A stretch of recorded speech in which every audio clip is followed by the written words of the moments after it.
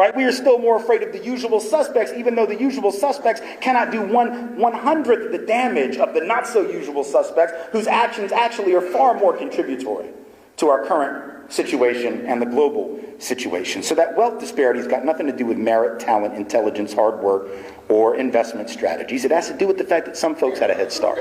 And that head start doesn't go away just because you pass the Civil Rights Act, Voting Rights Act, Fair Housing Act. In fact, let's understand the real basis of that head start, because this is clearly something some people are confused about right now. Particularly these folks who keep yelling and screaming about how they don't want the government intervening in the economy. And they don't want the government intervening in healthcare, and they don't want the government managing. They just want the market to control everything. They just want small government. See, that's precious to me. Coming from people who never objected to big government when it was creating white wealth, when it was creating the white middle class. Make no mistake, that is what did it. Wasn't hard work and initiative in some vacuum, because most people in a competitive society have to work hard or they sink. So that sort of goes without saying. White, black, brown, doesn't matter. People tend to work hard and do so in relatively similar numbers. But what did matter is that the government of the United States stepped in and created wealth for white folks. Big government did that. We need to understand that's where the Head Start comes from. And this thing goes back an awful long ways. Actually, it goes back to the colonies. In the 1630s and 1640s, there was a program in place. My family actually took advantage of it when one of the branches came during that period. You may or may not have heard about it. Odds are not, because we don't talk about it in school. But it was this thing called the Head Right program. The Head Right program was a program that allowed male heads of household from England who came to the United States to claim 50 acres of land and the tools with which to work it for nothing, just for making the trip. Now, you see, you give out 50 acres of land and some tools to black people, and we call that a handout. We call that welfare. We might even call that reparations. You give out 50 acres of land and some tools to white folks, we call it nation building. See how that works? It's fascinating, the different kind of rhetoric that we use. Millions of acres of land were given out that way over a period of a very short period of time. Fast forward to the 1860s.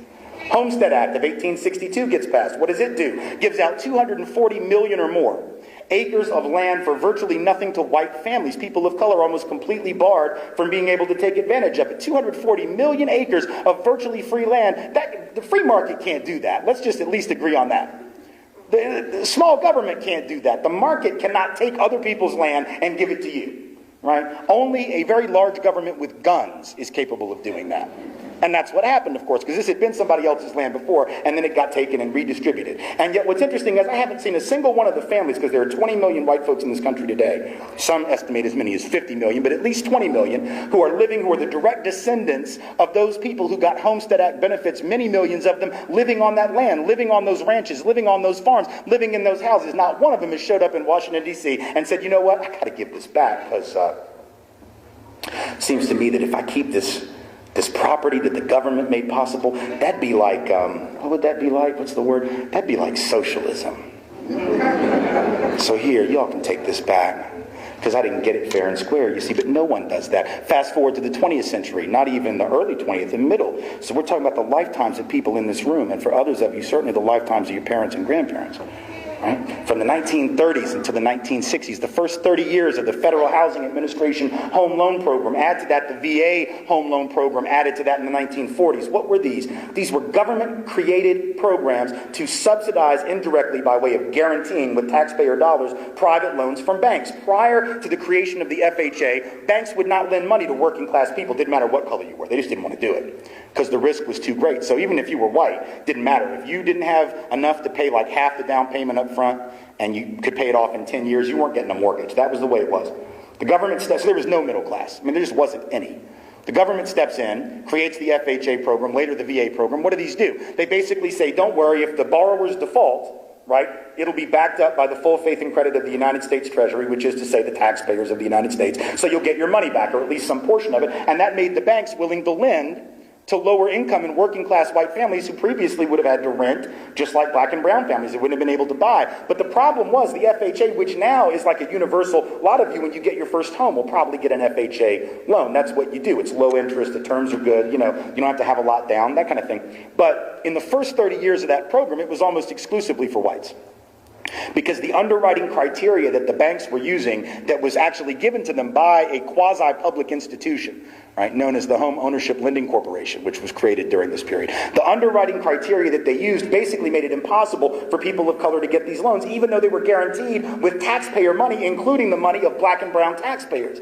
But the way the criteria was written, 98% of all the loans went to white families. By 1960, 40% of all white family mortgages were being written under this one preferential policy. Government policy, $120 billion worth of housing equity loaned from the early 1940s, late 30s until the early 1960s, at a time when people of color couldn't get in on that. $120 billion head start. And again, if you do that for people of color, that's affirmative action, that's racial preference, that's welfare, that's a handout. You do it for white folks, it's good macroeconomic policy. Right? And of course, it was good macroeconomic policy. It would have been even better had it been extended to people of color, because you'd have had an even bigger economic stimulus, but they weren't thinking in those terms. So you have the FHA, the VA program, even black and brown veterans excluded from the loans that were available under the VA program. You have the GI Bill, which in theory was available to all returning veterans after World War II in Korea, but in practice, the disproportionate benefits went to white veterans, because if you were a veteran of color, the employers, because theoretically what the GI Bill did, said you could get training, to have a job, you could go to college, you get these opportunities, but the employers still had the right of refusal. They still had the right to not hire you, to discriminate against you on the basis of race. Their property rights as owners were given precedence over the right of those returning GIs to have jobs. You couldn't just go to any college if they didn't want to admit you, so people of color were still excluded even after they had served the country in the military.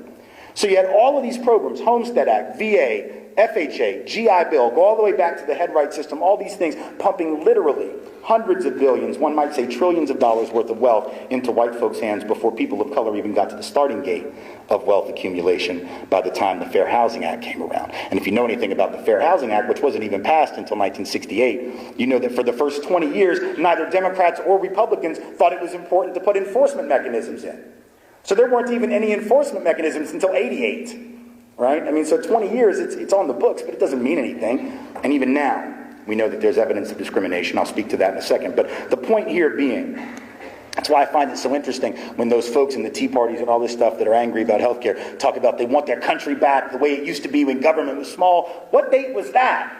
Because government was never small for white people. Never was it small. Taxes were not lower back in the day. How taxes were, top tax rate in 1958 was 91%. It's less than half that now. Whether you think it should be even lower, let's not pretend that we want to go back to the way it was when taxes were low. Taxes were higher, government was just as big, and white folks didn't mind it when we were the only ones getting benefits. It was only when people of color started to gain access to other programs, which aren't even as generous as the ones we had access to, that all of a sudden we discovered our inner libertarian. Right? All of a sudden we discovered our inner love of the free market. We didn't care about that before. Right? When the New Deal was passed, people of color were excluded from almost all the programs. Social Security for the first 20 years basically excluded 8 out of 10 black folk because it said you couldn't get in on Social Security if you were an agricultural laborer or a domestic worker, which was like 3/4, 80% of all black folks in the country. And that was done at the behest of Southern Democrats who made FDR work that into the New Deal legislation in order for them to vote for it. They just want to make sure black folks couldn't get in on the government programs. They didn't mind government programs. They just didn't want people of color getting in on it. Right? So that's the history of how wealth was created and not. That's the legacy that we have inherited. But of course, if it were just about the past, maybe we could just teach that in a history class and be done. If it was even the legacy part, we could say, yeah, you're right, but gosh, at least now we're over it. At least now we've moved on. So yeah, we got to deal with all that residue, but at least now we don't have anything contributing more to inequality. New stuff, but of course we do. None of what I just said, for example, changed on the 5th of November of 2008, the day after the presidential election. Right? None of it changed on the 21st of January 2009 just because a man of color was elected president. Yet a lot of people think that's true. The Wall Street Journal, the day after the election, said we're a post-racial nation and Obama should let everybody know that. Of course, the Wall Street Journal has never thought we had a race problem in this country. Never once did they editorialize about it, even when it was blatant. So you can take whatever they say with a grain of salt on pretty much any subject. Right? But they also thought derivatives were great and would work out just fine. So I wouldn't really count on them for much. Right? But it wasn't just conservatives. That's easy, right? There was also some liberal folks. It was Richard Cohen, a nominally liberal columnist with the Washington Post. Frank Rich, a nominally liberal columnist with the New York Times, both of which wrote similar articles in the week leading up to the election, or Cohen on the day of the election, but the votes hadn't even been counted yet. See, I've learned You know, you don't assume you know who won the presidency for like 3 months. If you're smart, you have to stick around and wait because you just never know how things are going to shake out. But Richard Cohen was so confident on the day of the election that he said, "We have overcome." Right? Fascinating. You actually jack civil rights language, right? And we have, like as if that was part of the civil rights agenda, getting a black president. That wasn't even on the top 100 things that the movement was fighting for. It wasn't even in the rear view mirror of that. I mean, it wasn't even on the agenda. But a lot of people seem to think that the election of a man of color as president somehow suggests that we're post-racial. Before we get into the specifics of why this is so crazy and so flawed, I just want you to think about it logically for a minute. You know, that is important, and I'm going to give you some that I think demonstrate the fallacy of it. But let's just think about it logically. Why would we think that individual accomplishment, even at that level, signifies larger systemic change? Because that's what people say. How can we be a racist country anymore if a man of color can be elected president? I don't know. How did Benazir Bhutto win in Pakistan? Is it because sexism is dead? Right? A woman, she won not once but twice, 88 and 91.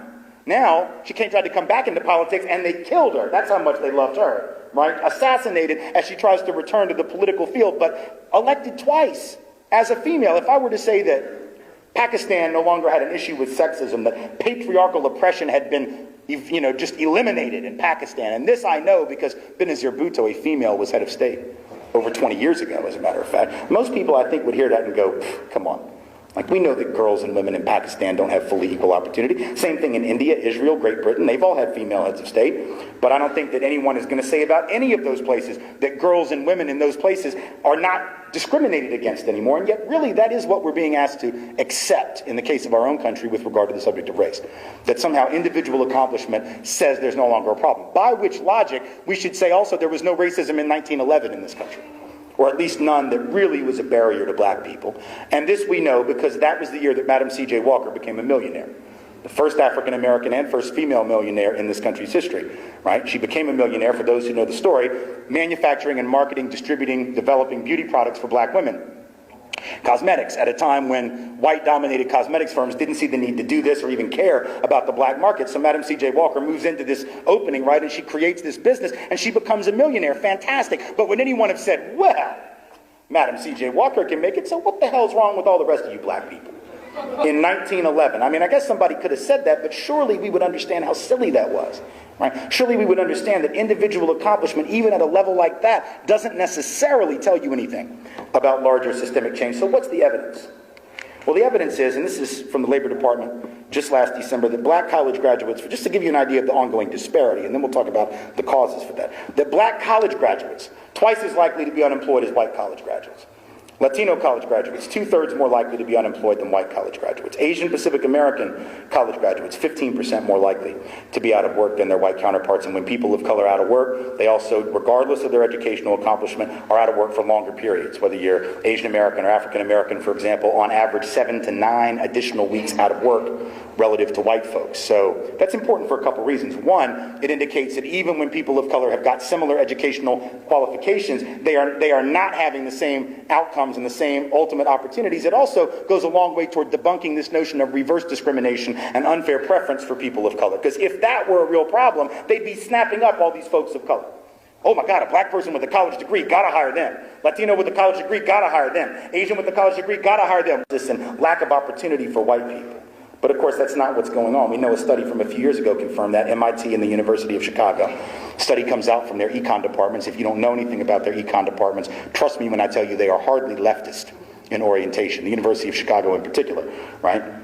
And this study comes out which finds that job applicants with white-sounding names 50% more likely to get called back for an interview than applicants with black-sounding names, even when the qualifications are the same. Same years of experience.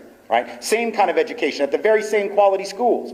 Everything indistinguishable except the names at the top, and simply being suspected of whiteness gives you a leg up. That too demonstrates ongoing barriers for, in this case, black folks, ongoing advantages for white folks. In fact, the study found that for a black applicant to have the same odds of getting a call back for an interview, not even guarantee the job, just an interview itself. For a black person to have the same odds of a callback for an interview, they would have to have 8 more years of experience relative to a white applicant in order to have the same odds. You had to be considerably more qualified to just have the same chance of getting your foot in the door. That's a study that comes out in 2004. It's important to point that out because 2004 is also the year that Barack Obama is introduced to most of us. at the Democratic National Convention, right? John Kerry's nominating convention, summer of '04 in Boston. And most of us had never heard of the man before. He stands up. He's a state senator at the time, running for U.S. senator, an office he would win that November. Stands up the summer of 2004 and gives this beautiful oratory, right? First time most of us had seen him, first national speech. And in that speech, he had a lot of applause lines. The one that got the biggest reaction was the one where he said, and you may remember it, if not, go back and listen to it. It's stunning. He goes, "We're not a black America and a white America and a Latino America and an Asian America. We're just the United States of America." And everybody's like, oh.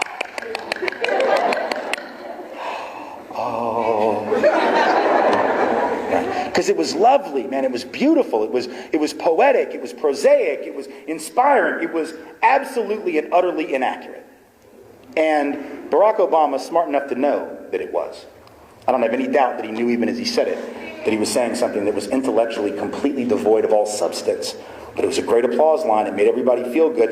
He said that the same summer that this MIT and University of Chicago study came out about the white names and the black names, which tells us what? That we're not united at all. That our opportunities are not equal at all. The same summer, a Justice Department report comes out that says that black and Latino males 2 to 3 times more likely than white males to be stopped and searched for drugs by cops, even though white males are 4 times more likely to have the drugs on us on the occasions when we are searched. So we're half as likely, maybe 1/3 as likely, to be searched, but we're 4 times more likely to be guilty on the occasions when we are. That is heavy information. And it certainly suggests we're not a united nation. It suggests that, in fact, we are profoundly that's not even a word, disunified. I'm reverting back to old presidential ways, but it's making up words. But that's the beauty of whiteness. See, I can do that. Right? I can say disunified, and tomorrow it'll be in somebody's dictionary. Right? Because as a white person, I can just make up language, and folks will go, "That's okay. It's okay." Black person says disunified, folks are going to be like, "That's not a word," or whatever word I want to make up, right? That's just the beauty of privilege. That's a little side note. But in any event, right?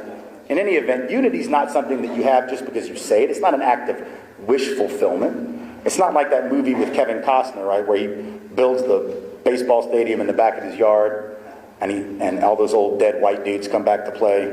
Right? And he's like, "If you build it, they will come." And it's like magic, right? That's not how justice happens. That's not how equity happens. It's not how unity happens. You don't just say it and then it emerges. You have to actually work at it. And we haven't finished that work. That's what the evidence says. 2 to 4 million, depending on which number you believe. But let's just take the bottom one, the most conservative estimate. 2 million cases of race-based housing discrimination against people of color every year. Folks being given mortgages at higher interest rates than they would be if they were white, with the same collateral, same credit record, same occupational status, income, etc. This ends up depriving hundreds of thousands of black and brown folks every single year, if not millions, really it would be millions, of black folks every year. Equity that they would otherwise amass. If you think about a point and a half, 2 points on a loan, which is oftentimes what people of color are being charged above what they would if they were white, right, in terms of their interest rate, over a 30-year loan period, that's a couple $100,000 in additional payments to the bank. That's a couple $100,000 less equity that you're able to develop. Think about the effect of that, not just on those families, which is obvious, right, for them to have less wealth, but it's also an effect on the overall economy, because that's less money that what do people do with their housing equity?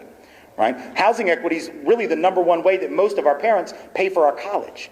Right? In addition to whatever financial aid we're able to get, debt we're willing to go into, scholarships we're lucky enough to get, the number one way that parents pay for their kids' education is to dip in to their housing equity. The way that we start businesses is often by dipping in to our housing equity. So if you've got millions of families and households of color around the country with, collectively tens of billions of dollars in less equity, because they've been treated differentially in the housing market, that's money they can't use to pay for their kids' education. That's money that they can't use to start their own business, which would help stimulate the economy of whatever neighborhood and community they're living in. Really, the whole economy, the whole national economy. So we're talking about an economic effect, what economists call a multiplier effect, that goes well beyond just the community that's being ripped off, if you will, and given less opportunity. This is stuff we need to think about, and not just people of color. It's obvious why people of color have to, because your lives and opportunities are at stake. But I want to make sure everybody in the room that's white also understand that this matters, or should matter to you. Because the truth of the matter is, whether or not you think it's about you, maybe it's not right now. A lot of folks didn't think the subprime mortgage thing was a problem either for them when it was only black and brown folks being hit by it. And then it spread. Didn't think double-digit unemployment for black and brown folks was a national crisis when that was happening 20 years ago, and 30 years ago, and 10 years ago, even when the economy was good. And now that white folks are looking at double-digit unemployment, it's like the sky is falling, the world is ending. But for some people, that's not new, right? For some people, that's been a normal condition. So we need to pay attention, because you never know when the stuff that's hitting this group over here today is going to come back and hit you.